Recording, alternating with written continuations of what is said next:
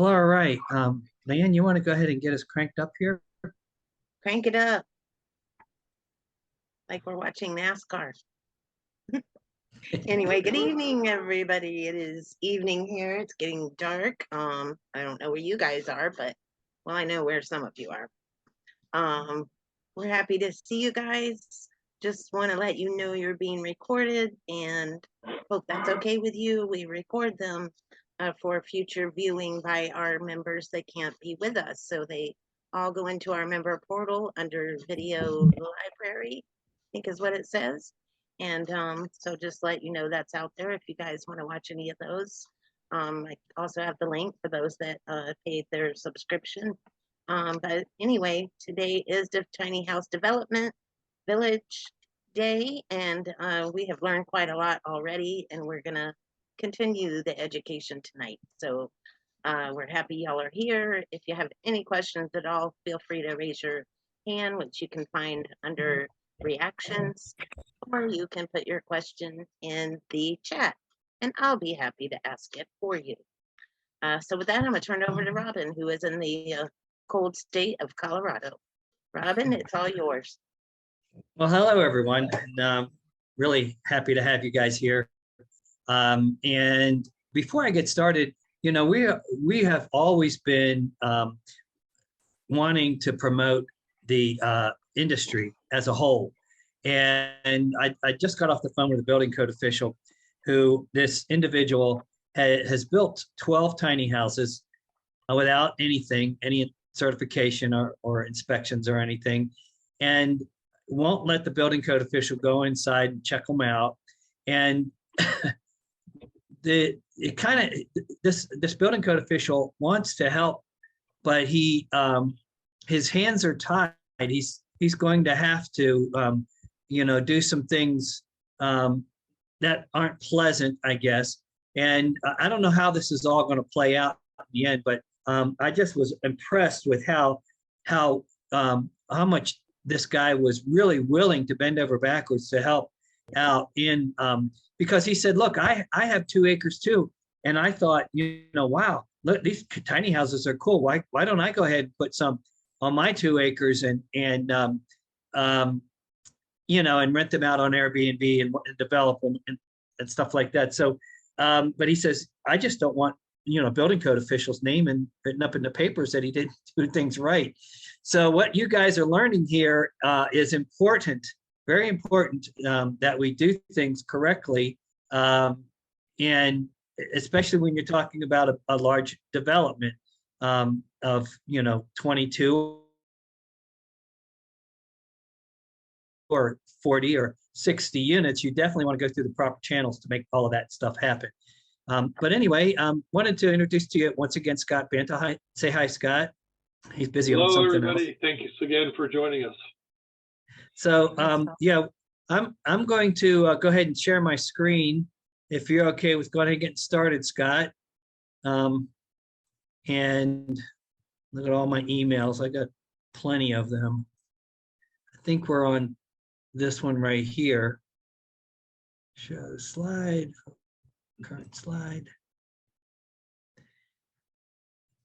So yeah, today we're gonna kind of be talking about dealing with the government, which is always a lot of fun. The government meaning public officials. It could be, I know this guy I talked to, he said, we only have 150 public people on payroll. It's a small community. But he is in the government. He is a building code official. And so we're not only talking about elected officials, but we're talking about public paid officials, taxpayer money that goes to pay stuff. But before we get started, Scott, I just wanted to kind of do another $20,000 view of what we're all about here on developing these tiny houses communities. And basically what we've gone over is we want to find the land. We want to do some kind of a contract, LOI contract. We want to do our due diligence. We want to check out, the preliminaries idea with zoning. We want to check the future land use. we want to do some a pencil search or preliminary title, see if it's zoned, if it's not zoned, what we can do. And I think you had mentioned earlier, Scott, that all this stuff is really not technical. This doesn't have to be drawn out, on a perfect set of plans or anything. But then after we get all of that done, then we move into getting approvals, getting the permits, and those we do need to have some nice drawings for that. And we're going to talk about getting the approval from right today, but then we have permitting, site construction.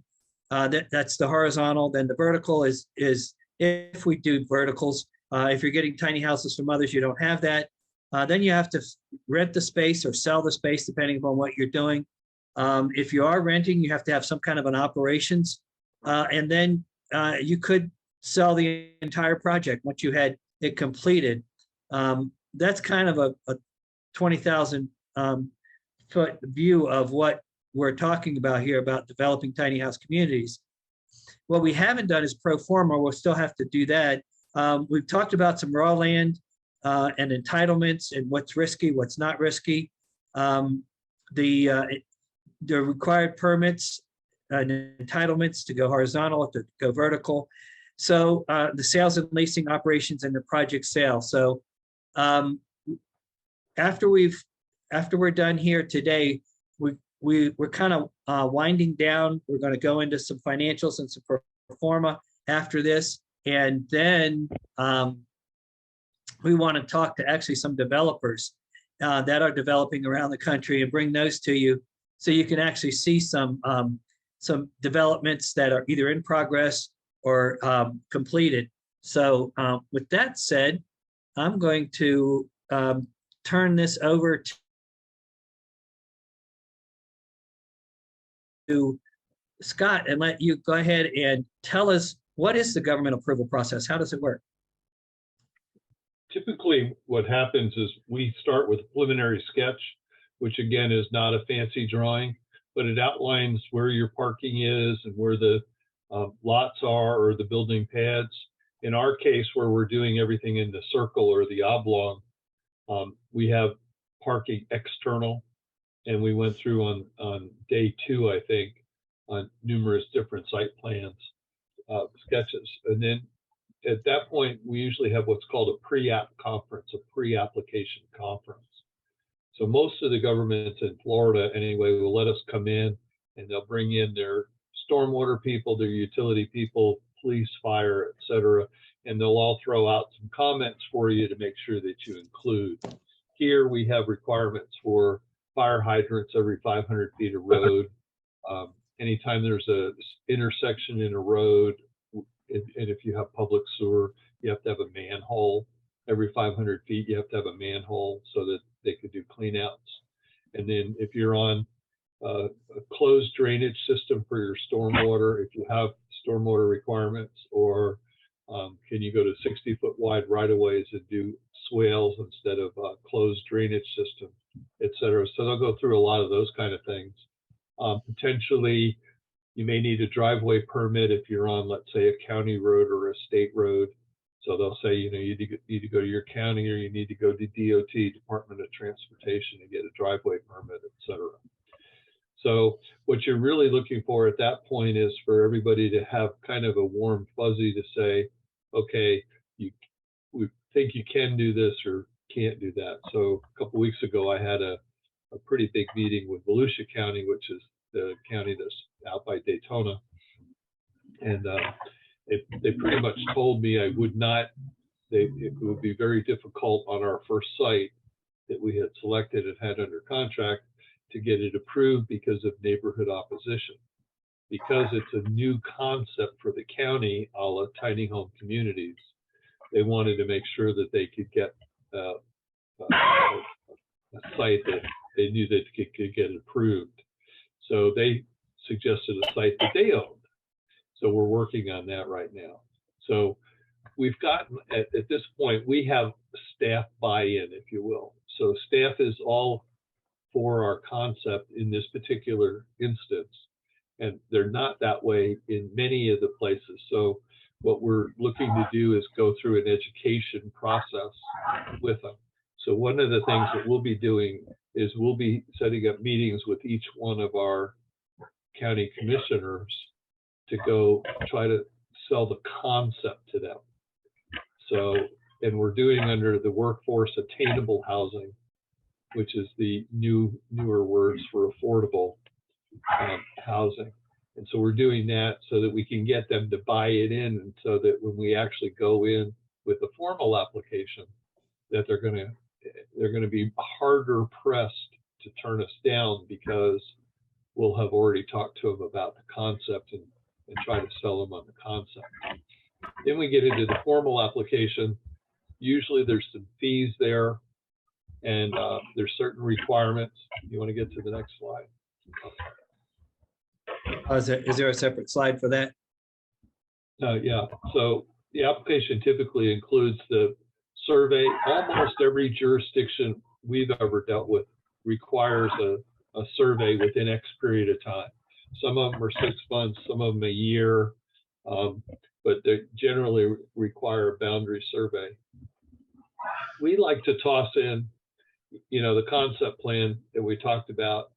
The concept plans mostly we're going to have, because in most cases we're going to be doing what's called a plan development or plan unit development, in order for the government to allow us to do certain things that are not included in the regulations right now, such as, building these tiny homes on little lots, et cetera. So in that, we'll have the concept plan. We like to toss in a rendering of what the houses are going to look like. And we did a cut sheet through the middle of our the center area, or center amenity area. So we did a cut through so that get an idea what that center area is going to look like. And then we did a kind of an aerial rendering looking down on the project. Everybody seems to really like those. So I would highly recommend that you include those in your application. When do you when this application is applied for, is that when they post the property for comment? Yes. Well, typically, if you have a rezoning here in Florida, they post the property. You have to send out letters to everybody within 500 feet. Occasionally, it's 1,000 feet. Anybody who lives in there is going to get a written notice. Sometimes the county does it or the city does it. Sometimes we have to do it, and we send them out certified, and then you have to do a follow-up with all the return receipt requested. And we usually just do an Excel spreadsheet for that. Sometimes, and in many instances, we do what they call neighborhood meetings, where we go and talk to the neighbors, and the city of Titusville, for example, has a formal requirement. So you have to post it and send the neighbors, and then you have to pick a meeting place. We usually use some sort of a church that's close to the property, and they usually have meeting rooms that we can get into, and we make $100 donation or a couple $100 or whatever, and then they'll let us in there. Typically when we do that, it'll be myself. I usually do most of the presentation. I usually have my civil engineer there, who's the technical guy, if they have technical questions. And then we usually have easels set up. A lot of times I'll blow my drawings up and put them on what they call a foam core board, FOAM core board, that are 2 foot by 3 foot. And we either do them sideways, and then we have several easels that we put them up on the easels. So when I make the presentation, everybody can see. We've had as many as 200 people at a meeting, neighborhood meeting. So Okay. It's nice when you have 3 and they don't really care. It's not so nice when you have 200 and they don't like you. Yeah. Generally, I I can find that imagine. they like me, but don't necessarily like the project. So is that only when there is a rezoning? If it's already, future land use is already for what you're going to use it for, and it's zoned for what you're going to use it for, you don't have to post the property? Typically, we have no public hearings in that case. So it becomes a staff function.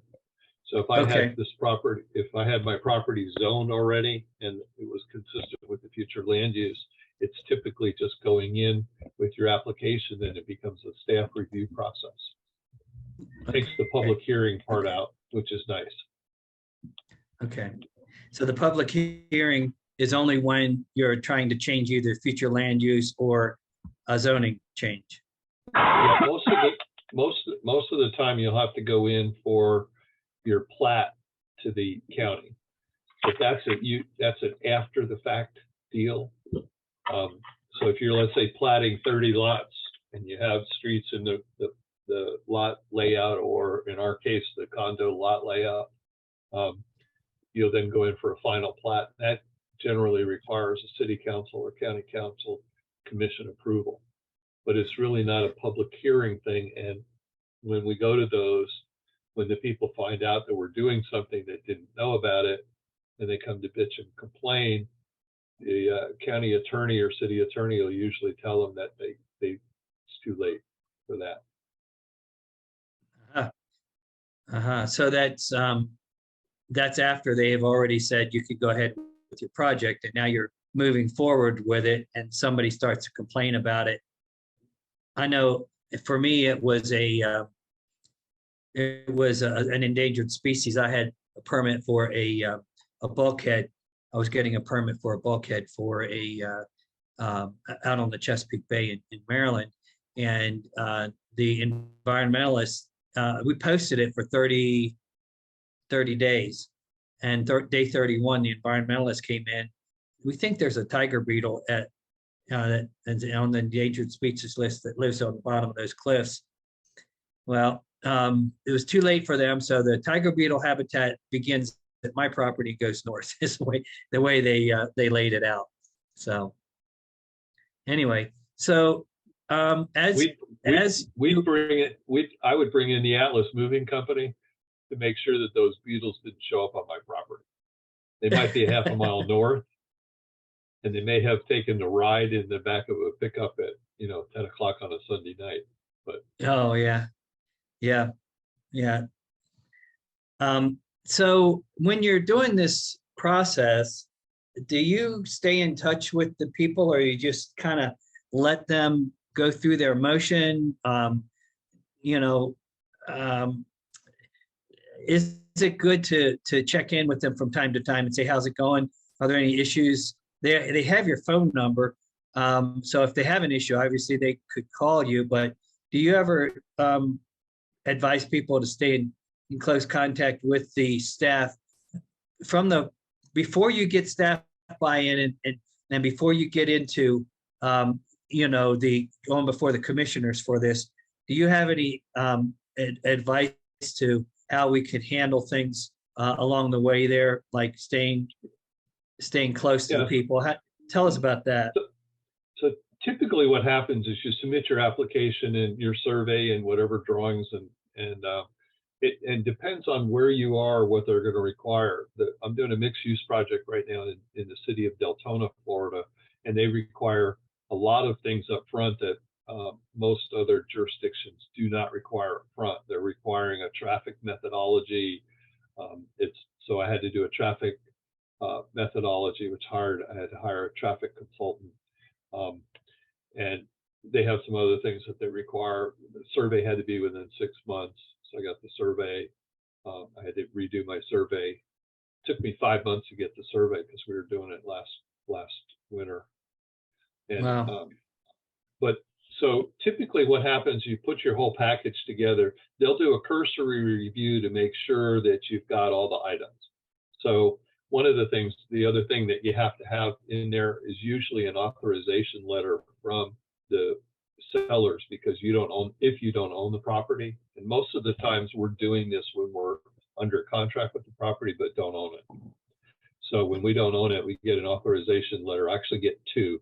Almost all cities and counties in Florida now are requiring the authorization to be on their particular form. So if it's Volusia County, they want an authorization on the Volusia County form. And then we get a general one that we use for water management, Department of DEP, environmental protection for the water and the sewer, et cetera.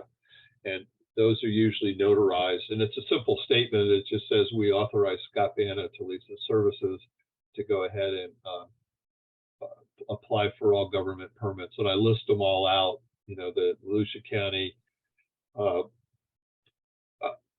Planning and Zoning, Volusia County Utilities, State Department of Transportation, Fish and Wildlife, and the Water Right, Management Department of District. Health or whatever. Yeah. Yeah, so we list all those out there and then get it notarized, as they'll require it to be notarized. And then typically they'll do a cursory review and say, well, you forgot this, and you need to give us that. And then once they deem the application to be relatively complete, they usually have 2, 3, 4 weeks to go ahead and prepare their staff report. During that, we usually get a question or two from them so that we have the opportunity to talk to them about how it's going, et cetera. Typically, we know from the pre-app and from the application submittal that staff is going to be for it. The question is, you know, will they require 30-foot buffer or 20-foot buffer? What are they going to extra require that they may not have told us about? Right. Or do we have to put a fence around 2 sides of it, or, you know, what that's going to be? And then once they have their comments that it's going to come back to us, or they will have a staff report and they'll, let's say, recommend approval, then they'll ship that on and set a planning commission meeting. And then we typically would go to the planning commission, and then after the planning commission approves it or denies it, then we go to the city or county council. Sometimes there's 1 reading, sometimes there's 2 readings. Depends on which municipality we have. And I think we hit that on the next slide. All right, let's see what we got here. Yeah, this was on the planning commission.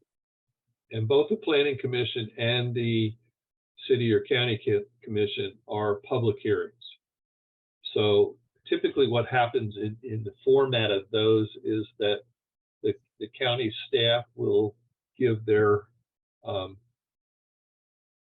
like talk about the staff report and the things that they want to see in there, and then they give us an opportunity to either agree with it if they're totally on exactly what we've talked about, and I don't see anything in the staff report that's unusual, like I have to have a 26-foot high brick wall around, you know, 3 of them with machine gun turrets on the corners and different things like that are ridiculous.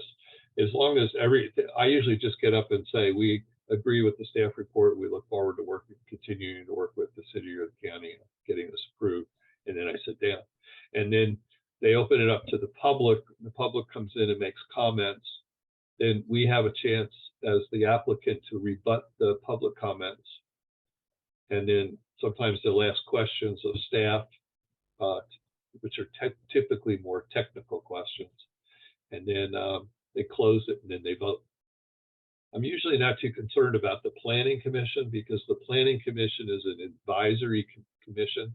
I've lost 5-0 before at a planning commission meeting and had the city council be okay with the project. So I'm not as concerned about the planning commission. The main thing at the planning commission is you want to get any specific requirements that they have. Like on some of our projects, they require 2 entrances. And sometimes the second entrance is a real pain in the ass to try to figure out. So we've done breakaway entrances where you create an area, let's say between 2 lots that go out to the road to be a secondary entrance, but it's only for police or fire in the case of emergency. If you have a bigger project, you usually get over 50 to 100 units or more. They get concerned about what happens if there's an accident at your entrance. Especially when you get up towards 200, it's almost mandatory to have 2. So sometimes we'll do what we call the breakaway entrance there. Or, you know, if the site plan allows it, we just have 2 entrances. So a breakaway entrance, what's a breakaway entrance is where there's a gate there or something, or you don't mind the fire truck driving over top of whatever bushes, and what is a breakaway entrance? Yeah, typically it would be a gated area, but you have to stabilize the road to allow that the fire truck can traverse on it. So you can Okay. plant grass on it and stuff like that, but you'd probably have to have road base underneath it.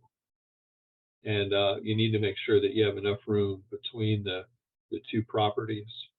We also get into that occasionally, just as another side comment, is when you're hooking utilities to another subdivision or through another subdivision to your subdivision, you need to make sure that if you're going to connect, let's say, a water line, that the neighboring subdivision has an area where you can connect. And sometimes I'll go to, if I know that somebody's trying to permit an adjacent property and I need to go through there, I'll talk to staff about it. And I'll also go to the planning and zoning and the county council meetings to say, hey, look, we need to make sure that there's a connection over to this next property. And they're usually pretty good about that.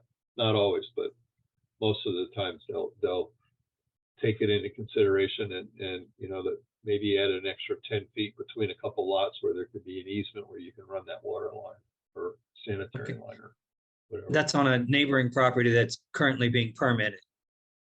Correct. Okay, all right. And you're thinking of developing that one area.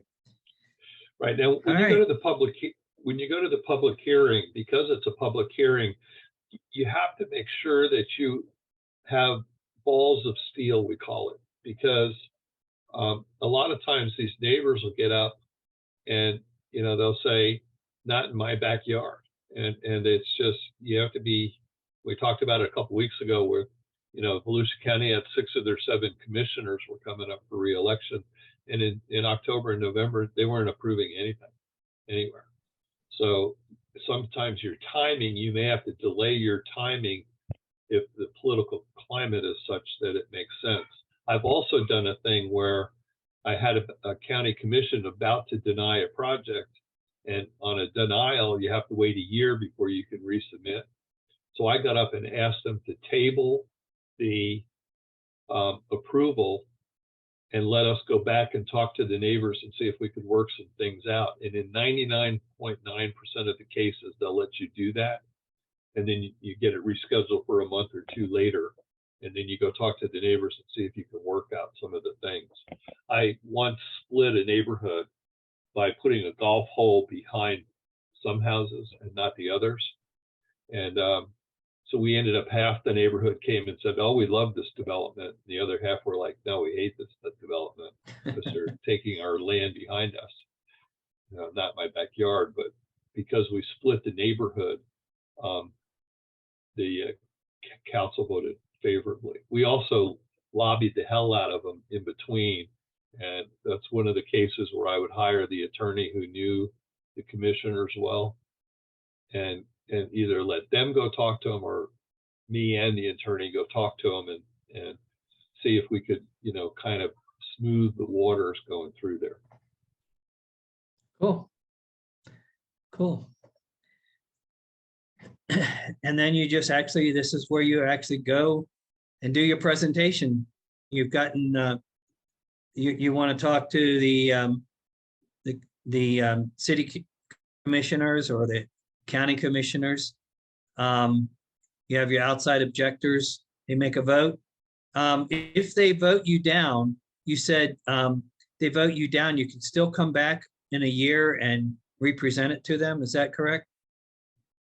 Everybody's a little bit different.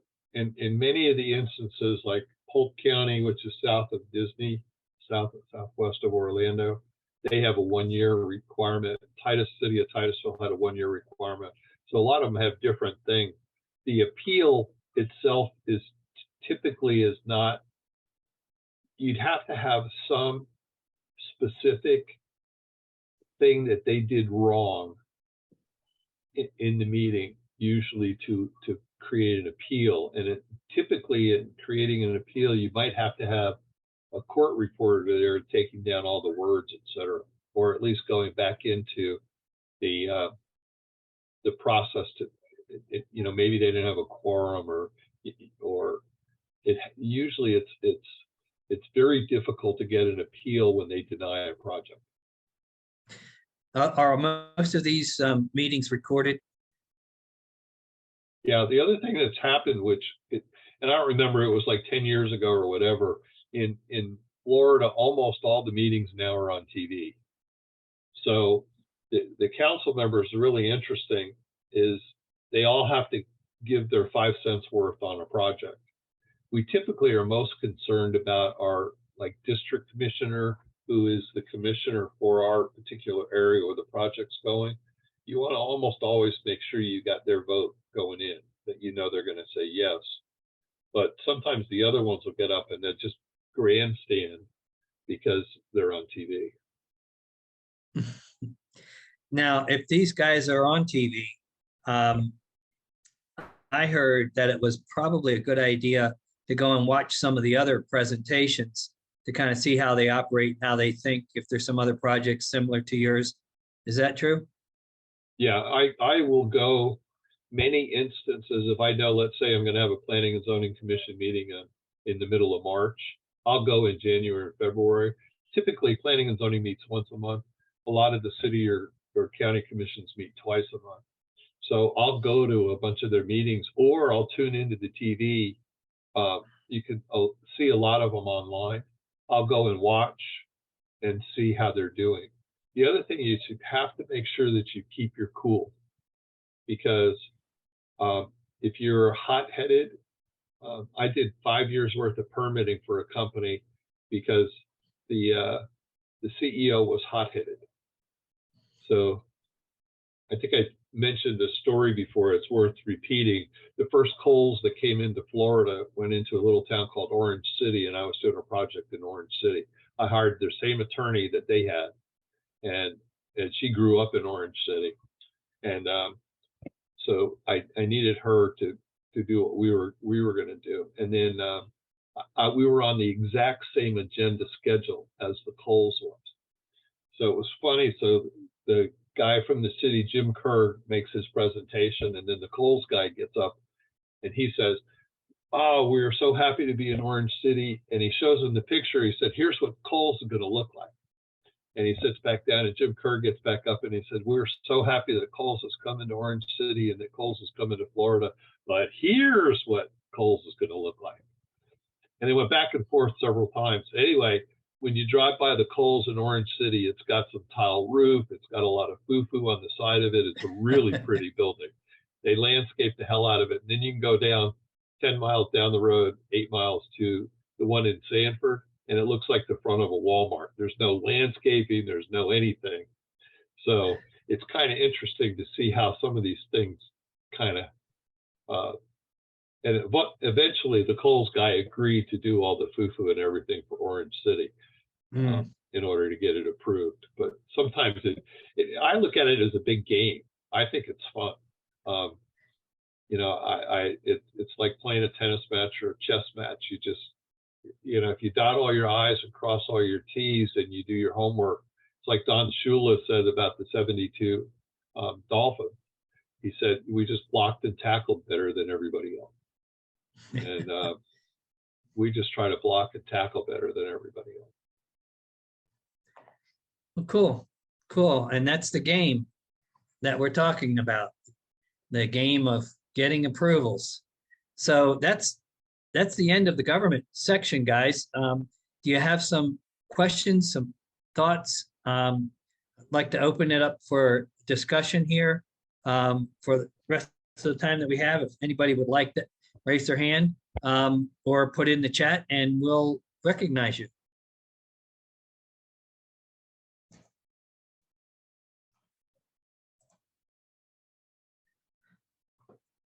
And from my standpoint is I've permitted about 85 projects in Central Florida, different all around Central Florida, all different jurisdictions and everything. And I think we've seen most everything that you can see.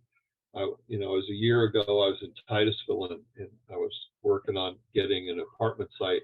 I was just a broker, so I wasn't really too involved in it, but they had signs up on survey stakes that said "Apartment developers go home." and it was a small commission room. So there was only held like 50 people, and they had like 40 people, and 20 of them were holding signs. So we ended up getting past lost 5-0 to the Planning Commission and won the City Council, at least the first part of it for the future land use change. We won 5-0, but it was a struggle, and it's really challenging to not get mad, because the people will come in and they say the stupidest things that have nothing to do with your development, and you just have to kind of sit there and grin and bear it. I don't know if David, any of you, if you've had any of those kind of problems. Andy's got his hand up. Andy, you want to unmute?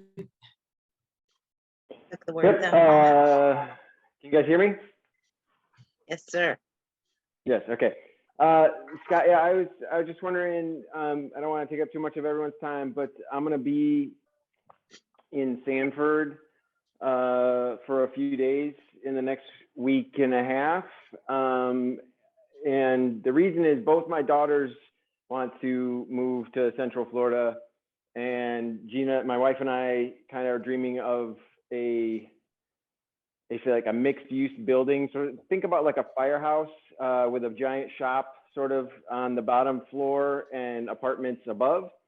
And we really, really want to be in a walkable neighborhood. And so it's a long story, but I was wondering if I could get a phone call with you or something like that, just to feel out how Seminole County and Sanford is apart from this whole conversation. I don't want to take up everyone's time.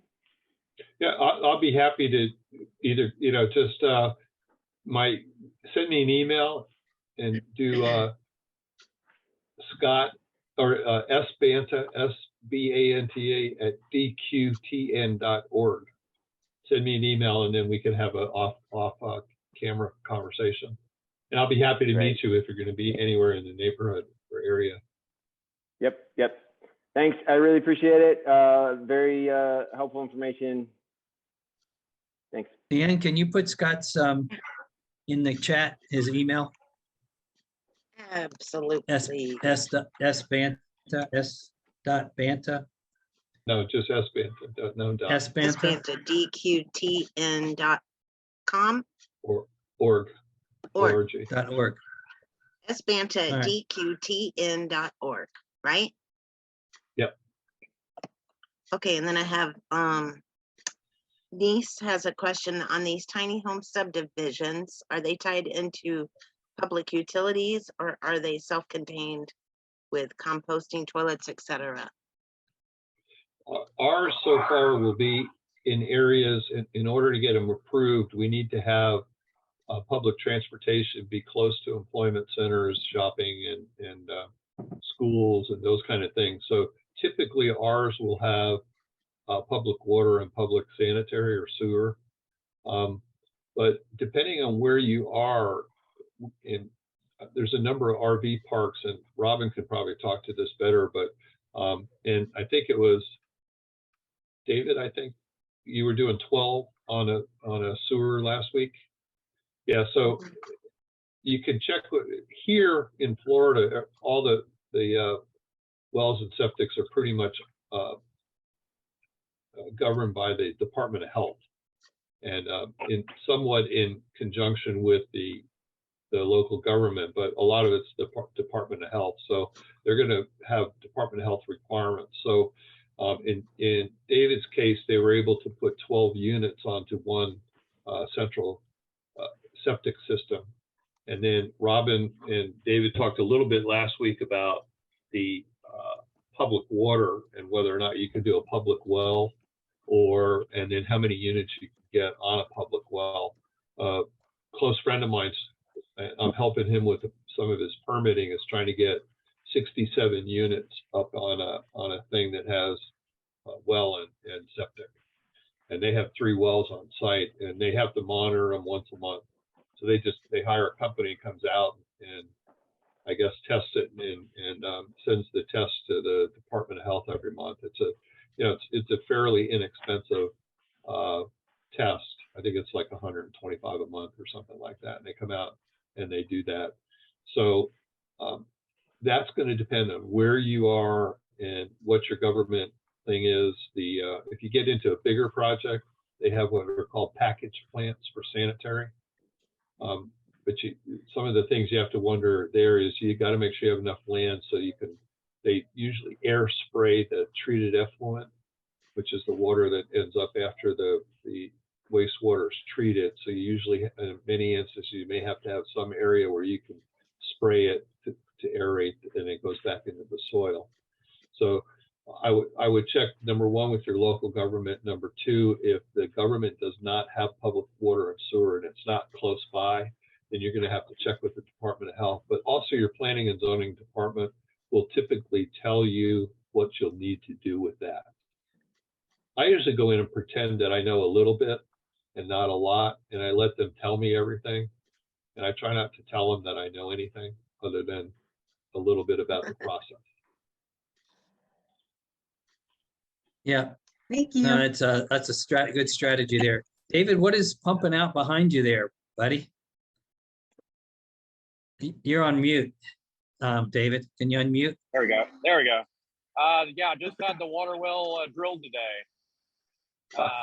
They called me Monday night and said we can be out there Tuesday morning and start drilling. So I had to dart back up here to the property, and they drilled it down 350 feet in a day and a half. And right now they've got a pump at 250 feet right now, cleaning it out overnight. And then we'll get it tested tomorrow and see what kind of filtration I'll need to put on it. And then we talked about different filtration systems, which get costly from my understanding. If you do like an all-in-one type system. So what he and I talked about doing is feeding 6 tiny homes off of each leg of a 1 1/4 line and doing filtration for each leg, because I only need about 15 gallons per minute to feed 6 tiny homes. And that's the rating on most of the kind of affordable filter systems before you go up into the real big ones that are like, 10 times the price for the water flow. I don't know if y'all have any input on that, but that's kind of the direction we're looking at, is kind of like 3 separate systems, so to speak, to feed my shop, which the shop just got finished last Friday too, that I'm going to be building out of. And so 1 leg going there, that'll feed the shop and the garden area or community garden. And then 1 feeding 6 tiny homes, and then another leg feeding the other 6 tiny homes. So Good job. what is a 4-inch well?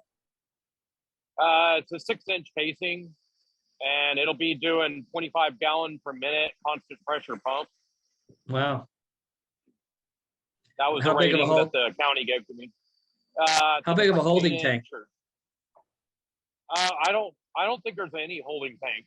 It's a constant pressure system. I don't know if you're familiar with it. I think it's fairly new system from my understanding, where it's a variable speed motor, pump motor that runs 24/7 and just ramps up its speed and slows down depending on demand. So you have no pressure tank. The motor keeps the pressure, and it just stays a constant 60 psi. It doesn't fluctuate like a normal system where it turns on at 40, goes up to 60, and back and forth kind of thing. Never heard of it, but yeah, no, that's very interesting. Yeah, it's a new system. It's been around for like a year and a half, 2 years. That's real popular in the area because you don't have any of that fluctuation anymore. It stays the same, and it's a more energy efficient, even though it runs all the time. Remind me what area you're in? It's Fayette County, Texas. I'm 45 minutes east of Austin and an hour and a half west of Houston. Okay. All right. Yeah, I'll have to check into that. We had to replace a 25,000 gallon holding tank, and that sucker was 30 grand. When we replaced it, it was a very. I'm looking at expensive getting item. one. Yeah, I'm looking at getting one for the shop for the roof because I have 4,000 square foot shop I'm going to be building out of, and that's a lot of roof area to collect water on right there. But I do that as like a backup. But otherwise, the constant pressure pump system doesn't require any type of holding tank. Interesting. I'll have to check into that. Yeah, Yeah. I would. Yeah. Thank you, David. So There's constant new technology coming out. Like they're developing polymers now, like for siding. And I was at a metal company about 4 months ago, and they were building tiny houses on wheels in Leesburg, Florida, and they had an order for 42 of them from a California company. And the California guys were flying in about every 2 weeks to look at the progress. And they had put Louisiana Pacific siding on, and they came up with this new siding that they liked a whole lot better, that was lighter, better weather resistant and everything else. And they just ripped off the Louisiana Pacific and tried this other one because they were trying to figure out how to get the 40 the way they wanted them, because they wanted to do another 1,000 like afterwards. So they were trying to get it right like the first time, which is sort of unusual that people do that. But I just talked with some guys last week, and they're developing this stuff that's like stronger than steel, and it's you can put they form it. It's only like 1.5 inches thick, and it's a siding, and you can put like lap siding or brick or different things down underneath it when you pour this into the mold. So you can have a lap siding effect or a brick effect or whatever. And apparently, I mean, you can shoot it with a 45 and the bullet won't go through it, and it's got insulation parameters that'll knock your socks off. And so, I think as our industry here evolves, it's going to be interesting to see the changes in the technology that can make everything lighter and better and more efficient. Absolutely. And when they're on wheels, everything that make it lighter and thinner and more efficient is going to be good. Good stuff. All right, guys. Well, it's been really a good conversation, and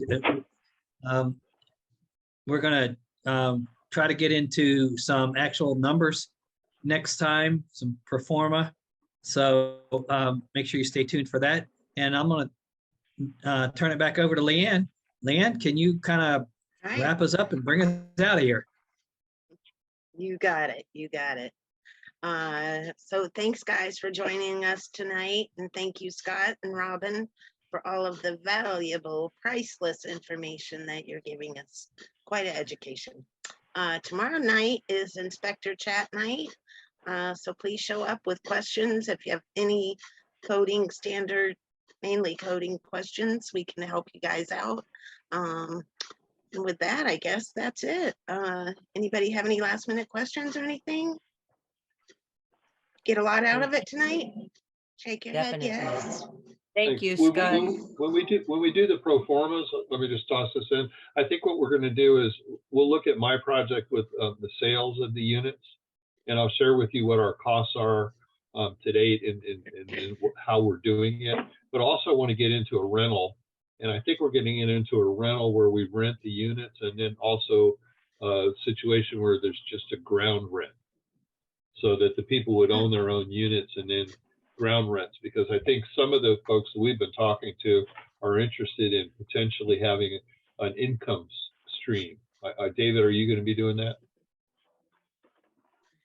Where it's an income stream? Yeah, he's for shaking you? his head. Yeah. Yeah, okay. So I Ron think had a that'll be thumbs up. kind of interesting.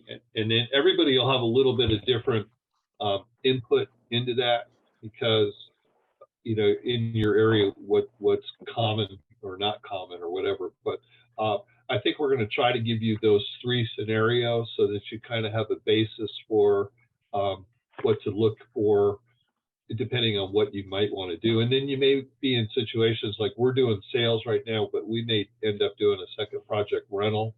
The other thing that I may try to get to is doing a couple of different income levels, because we're working with a group now that would like to do a rental for people that make 30% of the median income, which roughly in their case, is going to be about 20 grand a year. So how do you make a rental work for somebody who makes 20,000 a year to make it affordable? Because the affordability is based on the 30% of your income goes to your housing costs. Theoretically, Right. it's supposed to include utilities. So we could have some fun with that. Yeah, and if anybody knows of projects that in your area or projects that you've heard of, please get in touch with us because we'd like to actually feature some. I mean, next week will be really fun, but we'd actually like to feature some projects across the nation too that that people have done or are doing, and in the tiny house world. So, yeah, guys, great, good stuff. Thanks, Leanne. Thanks, Scott. My pleasure. Thank you. Have a great weekend, Thank everybody. you. Talk to you next Bye. week. Right. Have a blessed